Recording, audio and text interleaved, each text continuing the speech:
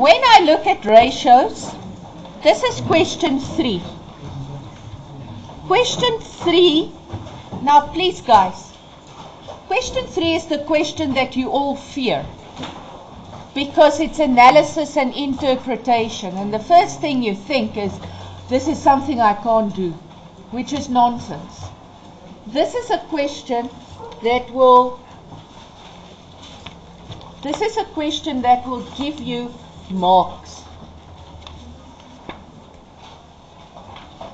This is a question that will give you marks. Always remember, when they ask you to comment, 2/3 of the marks is literally the naming of the ratio and saying if it increased or decreased. That's always 2/3 of the mark. The comment is usually 1/3. So naming and quoting the increase and the decrease. 1/3 is usually the comment. Okay, so the comment is the one with the insight, but it's actually not true. The comments can be very basic. Okay, so they will give you information in different ways. So the first way is they will either give you one company with 2 years. Now you're used to it because with the partner, so far this year with the cash flow, they always gave you 2 years, one company. That's what you're used to. So in other words, your answers will always be the so-and-so ratio increased from this to this. That's it. Then you already got 2/3 of the marks if you can name the right ratios. Okay. The other way they give it is they give you 2 companies with each 1 year. So they would give you a company A, and they would give you a company B, and then they would give you ratios. Let's say the current ratio, and they will say company A is 2:1 and company B is 0.7:1. And then you'll have a investor, or you'll have a shareholder that's already a shareholder, or you'll have the directors ask you if you have to look at these 2 companies, which one is better. And then you will say company A with a current ratio of 2:1 is in a better liquidity position than company B with a 0.7:1. You see. Then the third way they can ask it, which they can literally ask anything, is they give you company A and company B, but they give you a year, new year and an old year for both. So they will give, say, 1:1, and this is 7:1. Now you can see, oh, this company decreased a lot, this company increased a lot, and then you have to compare the 2. Okay, so that's the 3 ways they will give it to you. Yes. The other things that I just wanted you to see, this is not just stuff that I wrote down because I'm scared I forget to tell you this. So remember Saturday I also told you the words capital employed is she plus loan. Right? Shareholders' equity. So if you want to break it up, it's the ordinary share capital, the retained income, and the loan. Okay, that's capital employed. It's the capital or the funds that's working for the company. Working capital is current assets less current liabilities. Now you can see here, I say this is about liquidity. So what they do these days in the papers, they will literally say to you, oh, you know what? Please comment on the working capital of the company. Now when they say comment on the working capital, they are referring to the liquidity ratios. Got it? Then, remember I said when we do loan, risk, gearing, I said we have 2 ratios. You always have 2 ratios in place. The one is the debt equity and the other one is the ROTCE. Now they've got different purposes, and I will explain it to you again. when we get to it. But let me just say this to you. The debt equity is to see if we are high risk, low risk. The ROTCE is to see if my gearing is positive or negative.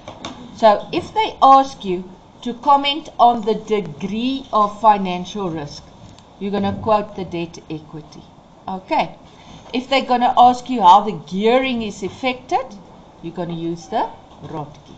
Okay. But you'll see as we go. So now, let's talk ratios. So the first ratios that we did on the A3 was the operational ones, the profitability ones. Okay, these ones I'm not going to explain further. I'm just going to say you want them to increase. It's a good thing if they increase. The only one except the operating expenses on profit or on sales. This you want to decrease. Okay. Liquidity, I've got my 6 different ratios. Liquidity 6 ratios is what? Current ratio, asset test. Debtors collection, creditors payment, stock on hand, stock turnover. Okay, now can you see they all work in pairs? They work together. So, I'm going to explain it to you. You actually did this already. Let's start with the stock on hand and the stock turnover. Can you see they're inverse? Because stock on hand is the average stock on the cost of sales. Stock turnover is the cost of sales on the average stock. Okay. Which means stock on hand will tell me I've got 6 months stock on hand. So for the next 6 months I have enough stock to sell. Okay? Whereas with the stock turnover, it will then say if I've got 6 months stock on hand, it will mean I changed my stock twice, 2 times this year. How many times a year did I replace my stock? So if my stock on hand is 3 months, it means I'm replacing my stock on average 4 times a year. Can you see I work with 12? Can you guys see that? Okay. So, can you see your stock on hand? What is important with stock on hand is you don't want too much stock on hand. So, because we are busy with liquidity, if my stock on hand is very high, it's a problem for my cash flow. Because now my cash is tied up in stock. You get what I'm saying? Because why do I have stock? I have stock to sell it at a profit. If the stock doesn't sell, money doesn't come in. So if my stock on hand is too big, it means I'm not getting cash in. Okay. Also, if I have too much stock on hand, it becomes a problem for storage. Imagine you are selling TV screens and you've got 1,000 TV screens on hand. What are you going to need to put it? Are you going to display it in your shop, all 1,000? No. What do you need? A storage, ne? And storage, if you don't have storage, it means you're going to have to pay for storage. And what's the problem with storage? Except that it can get expensive. If it's TV screens, what can happen to it? It can damage, ne? That's one thing.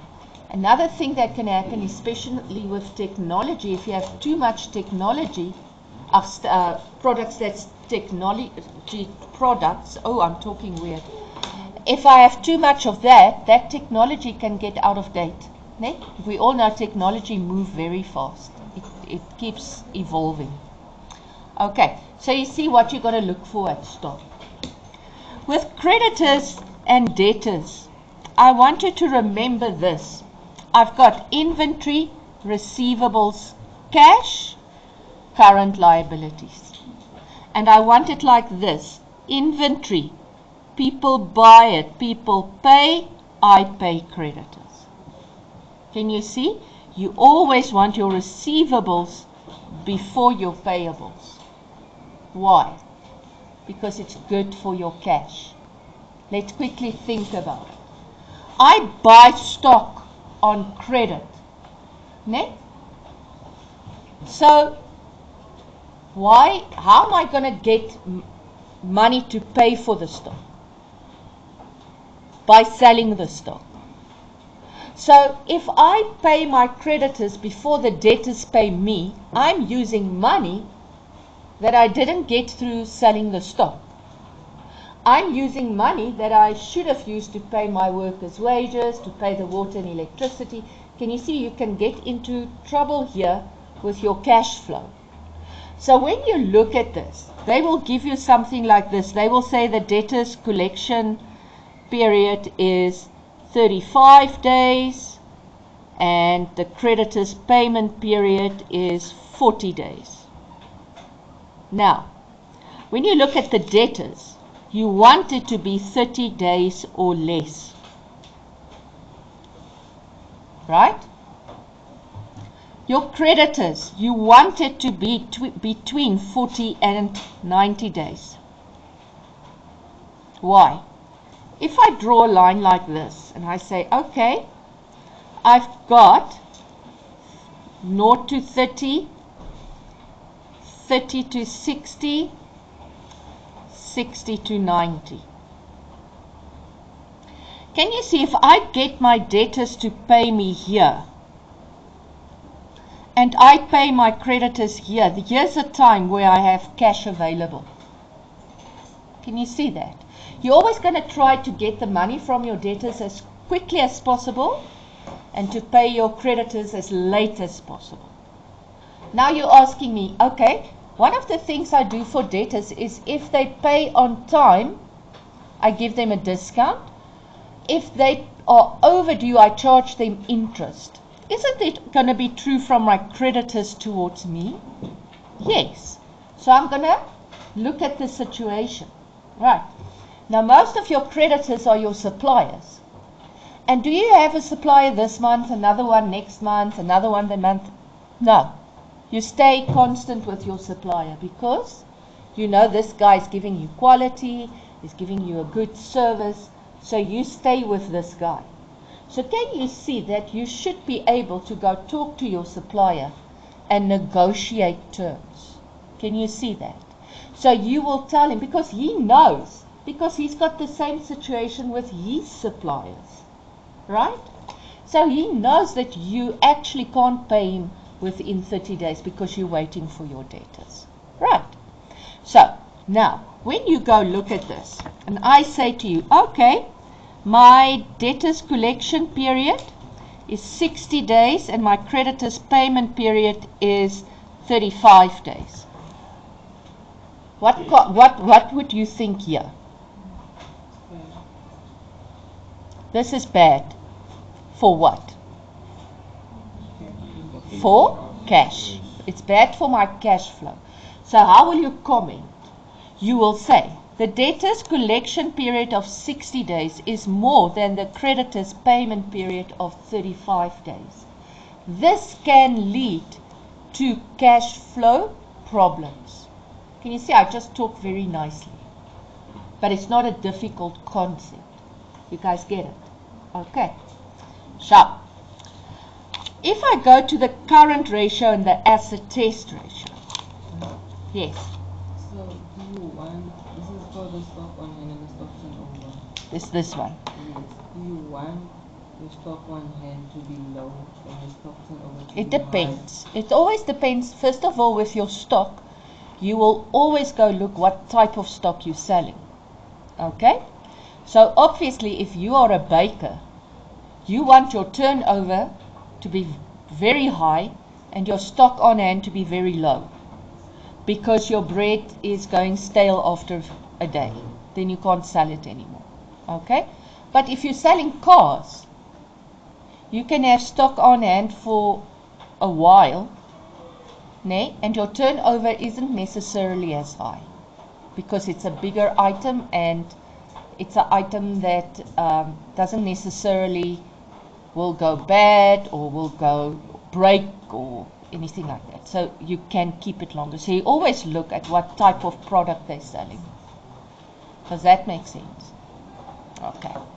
Now, if I look, so what they will do, for instance, and you'll see that these two ratios is popular ratios when we do inventory and manufacturing, because then we're most working with stock.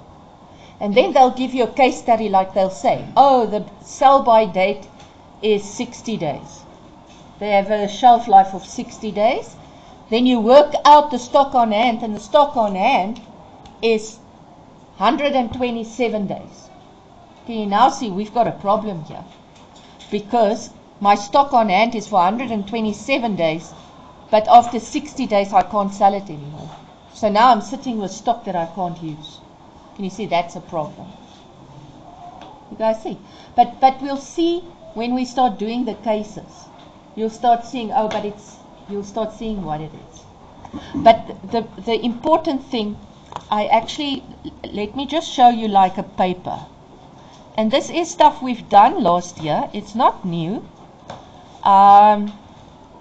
Let's go to 2019. Prelim.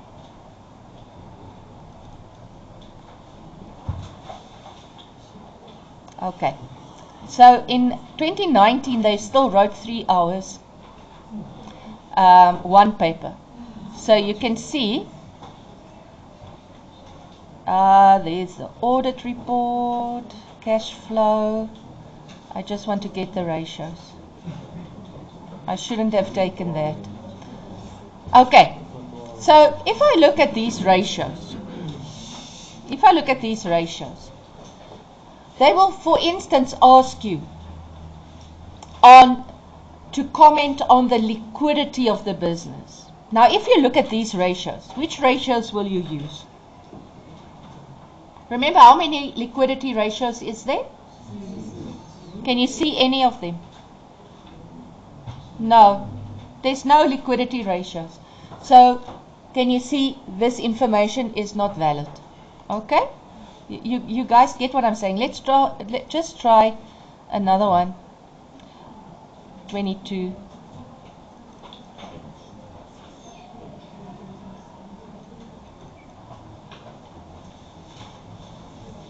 So I just want you to see that your papers are always the same. Question 3 is your ratios. Now if I look at this one, Mfundo, if I look at this one,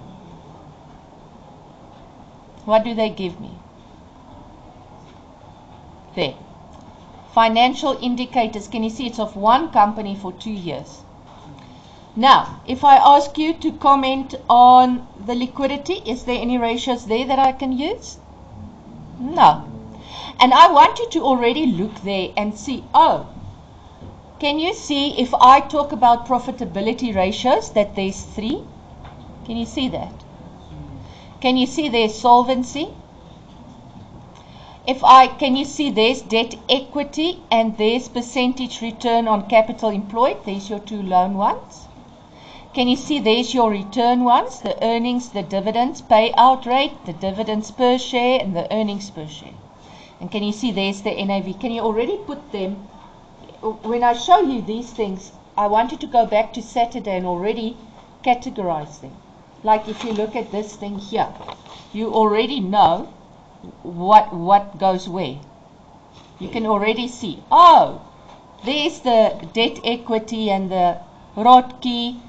There is my EPS and my DPS. Here's my dividends payout policy. Can you see? And they gave it to me like this. You see? So that's where the insight comes. So this one didn't ask anything on cash flow. Okay. Nothing on liquidity. Okay. So, I want you to go to, now I've totally gone off topic, no? Isn't that so me? So here we go. I've got inventory plus receivables plus cash gives me current liabilities. So this I use for my current ratio. My current ratio is current assets to current liabilities. Okay? Meaning inventory, receivables and cash to current liabilities. Now let's say this is 2 to 1. That literally means for every 1 rand short-term debt I've got, I have 2 rand current assets to cover it. Okay, this is a very good place to be in. Now, if I say to you, if this is good or bad, if I say to you this is 1.7 to 1, nay? And I say to you next year it is 2.1 to 1. Which year is the best? This one or this one? Year 2 or year 1? Year 2, because it's the closest to 2. But you're never going to mention it. Let's say this goes up to 7 to 1. Which year is the best? Year 1. This is too high. Ne? You don't want too much assets. Ne? Don't want too much current assets. Because now I'm going to go look how much of this current assets is in inventory. And how am I going to do that? With the asset test ratio. So the asset test ratio, I've got inventory, receivables, cash, current liabilities, but I take out inventory. Okay? Can you see now it's just the cash? So if I look at this, ne, and I see that my current ratio is 5 to 1. Current ratio is 7 to 1. Asset test ratio is 5 to 1. What does it actually tell you? They don't give you something from the previous year. What is that actually telling you? What's the difference between the two? There's only one thing different. No, look here. What is the only difference here? Inventory. So can you see your inventory is 2 to 1? Can you see that? Meaning your cash, your receivables and your cash is 3 to 1. So it's not a bad thing. Okay, even though these ratios are too high. We don't want them that high. So if they give you ratios, they give you a current ratio for 2025 and 2024, and they say this is 1.64 to 1, and this is 2 to 1, and then they give you an asset test ratio, ne, where they say this is 0.9 to 1, and this is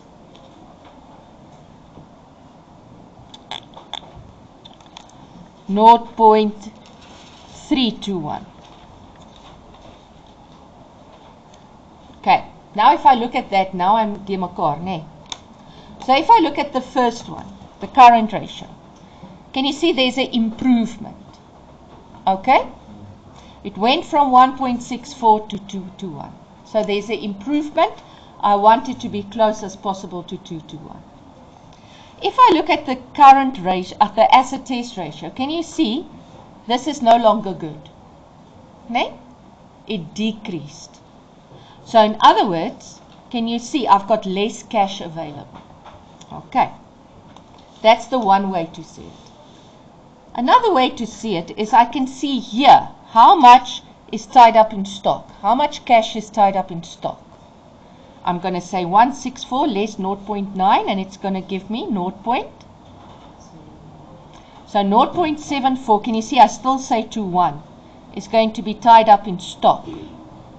So in other words, from that 1 rand 64, 90 cents is turning into cash, but 74 cents is still standing in stock.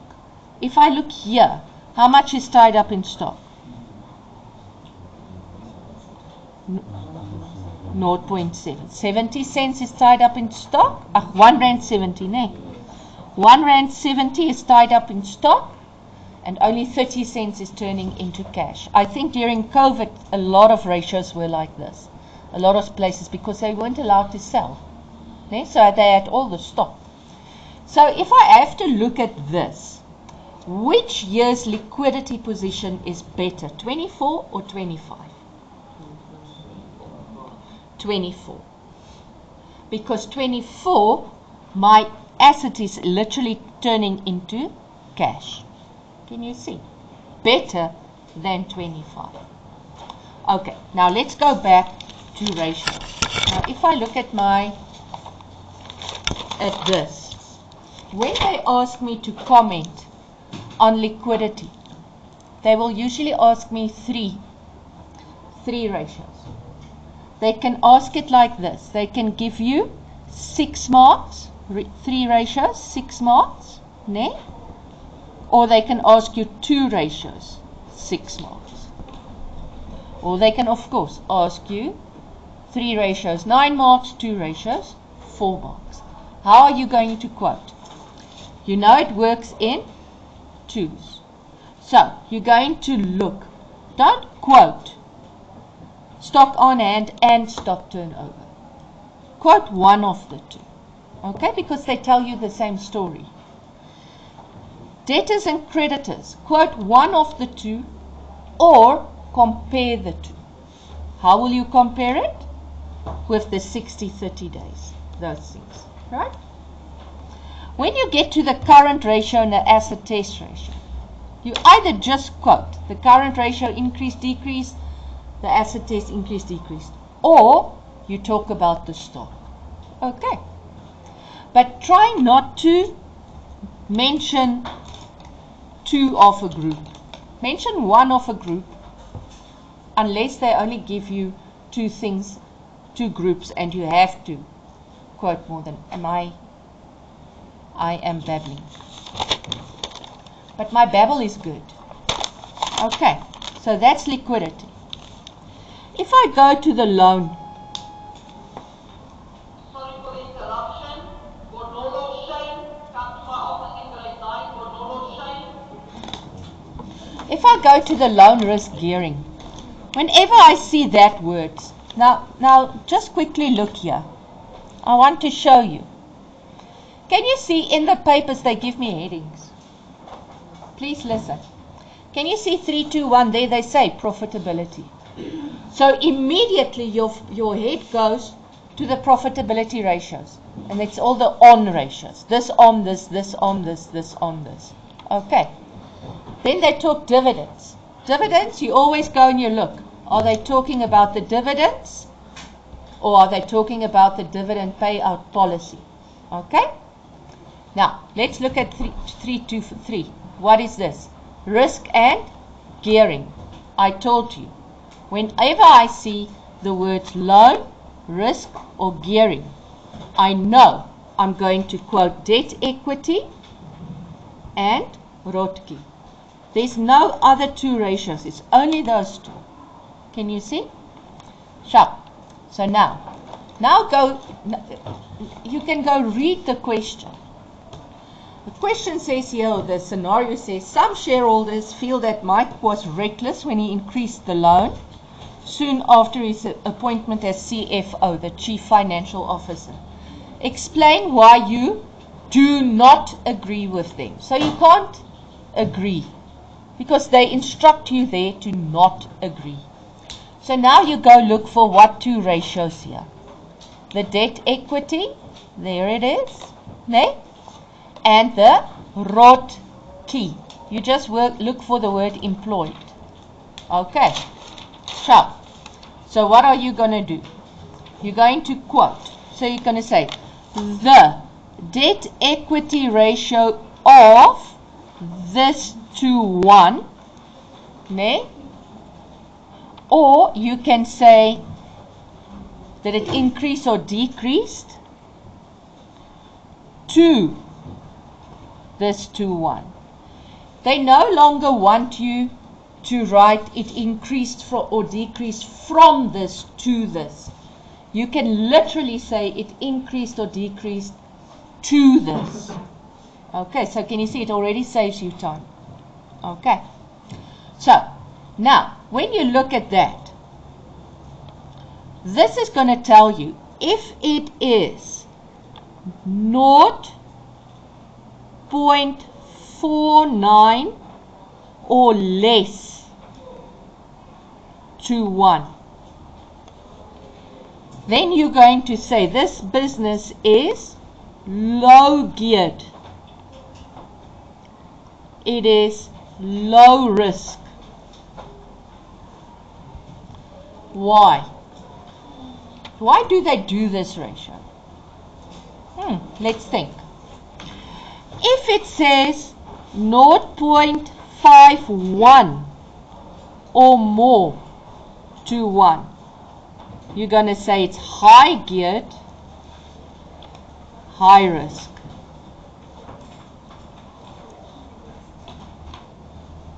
Now you're asking, but what about 0.5 to 1? So 0.5 to 1 is in the middle. So with 0.5, you're going to look at the movement. You're going to say it's moving towards high or low geared. Okay. And how will I know that? Let's quickly look. If I look at this debt equity, can you see it increased from 0.2 to 0.321? Okay, it increased. Is this high geared or low geared?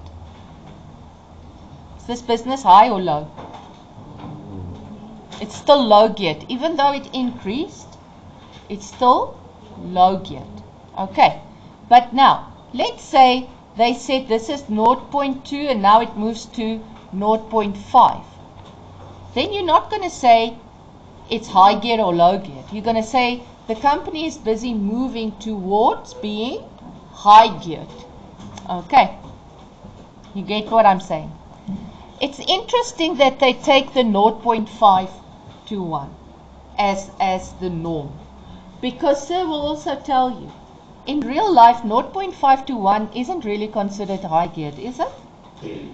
No, because did you know it depends on the type of business. I once read that with mines, they would even say 5 to 1 is still low geared, because their capital outlay is so big, their machinery is so expensive, so their loans are so big, that if they have loans of 5 to 1, then it's still considered low geared. So, but what I'm teaching you here is school accounting, right? So I'm teaching you how they market in the end of the year, right? A bank will decide, because who's interested in this? The financial institutions, which we know as banks. And why is the bank interested in it? Because the bank wants to see, if it's say for instance 0.321, in normal English it means for every 1 rand borrowed, own capital, in other words, shareholders' equity, shares issued, we are borrowing 30 cents. So can you see this company is functioning more on his own money than the bank's money. You get where I'm going with this? So now, when a bank looks at this, he can see this company still has got a lot of his own funds. So it would be safe to lend him money because he is a low risk. They actually don't just talk about a low risk, they talk about a low financial risk to the bank. You see? But can you now see, if this guy is 1.5 to 1, will any bank borrow this guy money, lend this guy money? No, definitely not, because this guy is using way too much loans. You see? And that's why we do this ratio. It's for the bank, because the bank wants to see if this company is a risk of not paying back. Okay. Now, when I look at so your answer is just going to be the debt equity ratio of, so you'll get, if it's 6 marks, they will divide debt equity and ROTCE into 3 marks, 3 marks. Then the word debt equity will already get a mark. The increase, decrease will already get a mark. And there's your comment. So you already got 3 marks. You see?